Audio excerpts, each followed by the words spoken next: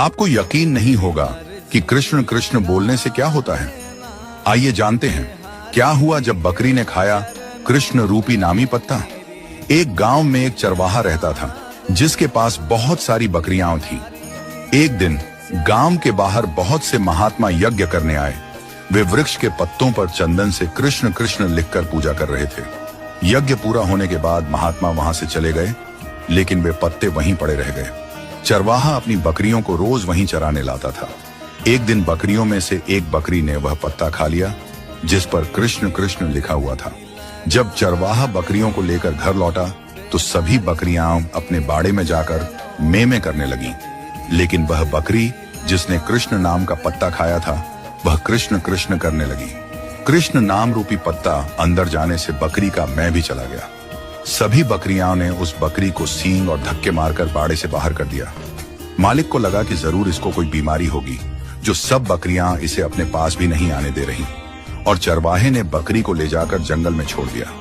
तभी जंगल में एक चोर की नजर उस बकरी पर पड़ी तो उसने उसे पकड़कर दूर गांव के एक किसान को बेच दिया। किसान को इस बात की परवाह नहीं थी कि बकरी मैं करती है या कृष्ण कृष्ण। कृष्ण नाम के प्रभाव से बकरी बहुत ही ज्यादा और मीठा दूध देती थी। दूर दूर से लोग उसका दूध उस किसान से लेने आते। एक दिन राजा का मंत्री उस गांव से होकर गुजर रहा था। उसको बहुत भूख लगी थी। तभी उसे किसान का घर दिखाई दिया। किसान ने उसे बकरी का दूध पिलाया। इतना मीठा और अच्छा दूध पीकर मंत्री बहुत खुश हुआ। उन्होंने किसान से कहा, हमने इससे पहले ऐसा दूध कभी नहीं पिया।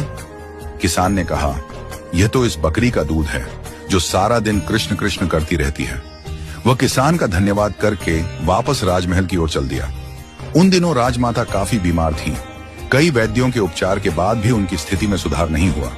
राजगुरु ने राजा से कहा, अब माताजी का स्वस्थ होना मुश्किल है, केवल भगवान ही इन्हें बचा सकते हैं।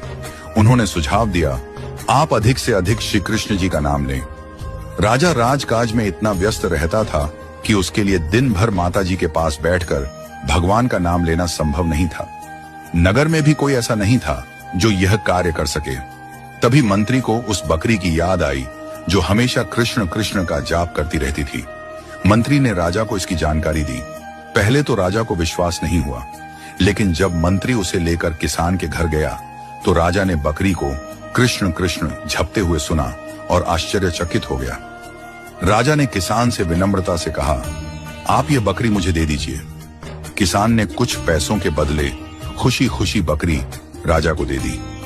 अगले दिन से बकरी राजमहल में राजमाता के पास बैठकर निरंतर कृष्ण कृष्ण